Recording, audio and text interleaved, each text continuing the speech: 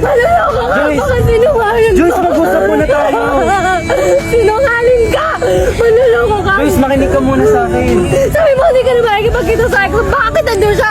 At nakita ko, inalikan ka pa niya. Hindi ko alam, Joyce, na nandun din siya.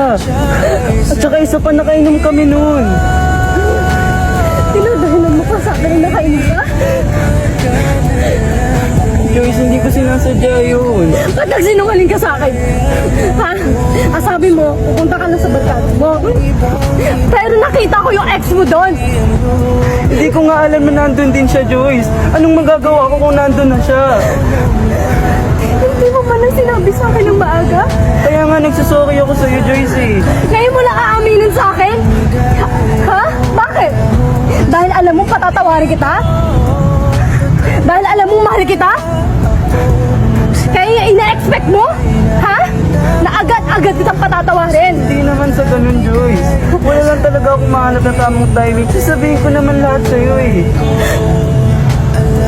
Alam mo, ang dami mong dahilan eh. Huling-huli ka na eh. Ha? Huling-huli na kayo ng babaeng yon. Joyce, makinig ka muna sa akin. Hindi ko to sinasadya. Hindi ko to ginusto. Ang dami-dami mong chance na sabihin sa akin yung tolo, pero hindi mo ginawa. Joyce, makinig ka muna sa akin oh. Parang awa mo na. Joyce, ayusin natin to. Tumigil ka. Ayoko naman tigil paliwanag mo. Ha? Ano eh, paulit-ulit na lang eh. Paulit-ulit ka na lang nagsisinungaling sa akin, Asher. Joyce, huwag naman ganito. Ayusin natin to. Ayusin natin Hindi yung na maayos. relasyon natin. Hindi na maayos. Joyce, Ang puso